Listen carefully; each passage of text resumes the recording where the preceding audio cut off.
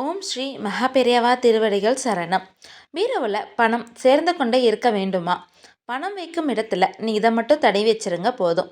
தற்போதைய நாட்களில் பணத்தோட மதிப்பு என்ன அப்படிங்கிறது பிஞ்சு குழந்தைகளுக்கு கூட தெரிந்திருக்கும். அந்த அளவிற்கு பணம் என்பது இந்த உலகையே வழிநடத்தி செல்கிறது. அனைத்து மனிதனுக்கும் ஒரு முக்கிய தேவை என்றால் அது பணம்தான். இந்த பணத்தை நம் வீட்டில் சேர்க்க வேண்டும் என்பதற்காக நாமும் கஷ்டப்பட்டு அயராது உழைத்திருப்போம். இது போதாது என்று ஆன்மீக ரீதியாகவும் என்னென்ன பரிகாரங்கள் இருக்கிறதோ அத்தனையும் நாம் செய்து விடுவோம். இருந்தாலும் நாம் வீட்டில் பணம் சேரவில்லை என்று பார்த்தால் அதற்கு நாம் செய்யும் சிறு சிறு தவறுகள் கூட காரணமாகிவிடும். அதனால் நம் வீட்டில் பணம் சேர்வதற்கு பதில் கடன் பண கஷ்டம் வந்து சேர்ந்துவிடும். அதனால் நாம் திருத்திக் கொள்ள வேண்டிய தவறுகள் என்னவென்று இந்த வீடியோ பதிவில் நாம் பார்க்கலாம்.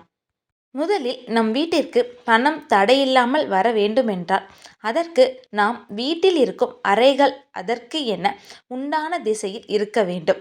சமையலறை, பூஜை அறை, படுக்கை அறை, இந்த அறைகள் எல்லாம் அதற்கு உண்டான திசையில் அமைந்திருப்பது முக்கியமான ஒன்று. இப்படி பணவரவுக்காக இந்த விஷயம் எவ்வளவு முக்கியமானதோ அதே போன்று நாம் நம் வீட்டில் வைத்திருக்கும் பீரோ, நாம் பணத்தை வைத்து எடுக்கும் பீரோவானது அதற்கேற்ற சரியான திசையில் அமைந்திருக்க வேண்டும்.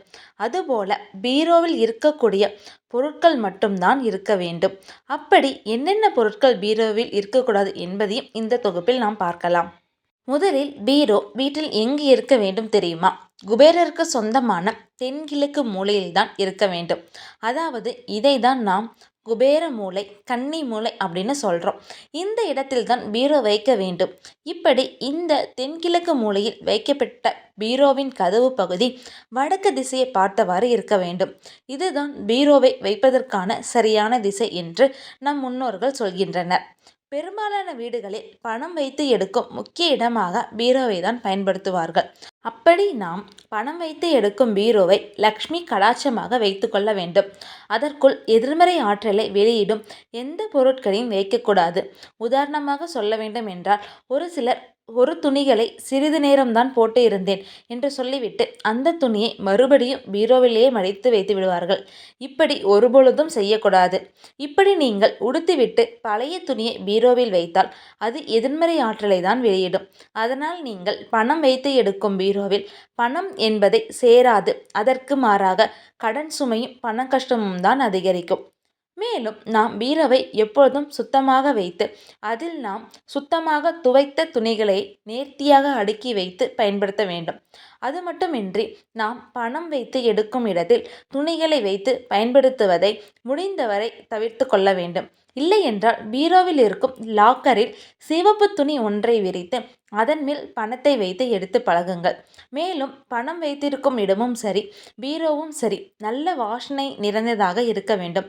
அதற்காக பச்சை கற்பூரம், கிராம்பு, ஏலக்காய் போன்ற வாசனை பொருட்களை போட்டு வைக்கலாம். பொருட்களில் வாசனை தீர்ந்தவுடன் மீண்டும் புதிய பொருட்களை போட்டு வைக்கலாம். மேலும் பீரோவில் பணம் வைக்கும் பொழுது நாம் வைக்கின்ற பணத்தை கண்டபடி சிதறி போடாமல் ஒரு நேர்த்தியான முறையில் நீங்கள் அடுக்கி வைத்து கொள்ள வேண்டும். அது 10, 20, 50, 100, 500 ரூபாய் நோட்டாக இருந்தாலும் சரி அல்லது சில்லறையாக இருந்தாலும் சரி அதை முறையாக பராமரித்து பணத்தை மரியாதையுடன் கையாள வேண்டும்.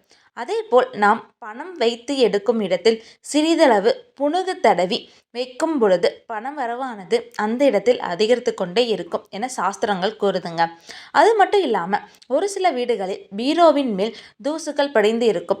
அதை முறையாக அகற்றாமல் மாத கணக்கில் விட்டு விடுவார்கள். ஒருபொழுதும் அப்படி நம்ம செய்யக்கூடாதுங்க. பீரோவின் மேல் படிந்திருக்கும் தூசுகளை சுத்தம் செய்ய வேண்டும். இல்லை என்றால் அதிலிருந்து எதிர்மறையான ஆற்றல்கள் வெளியேறும்.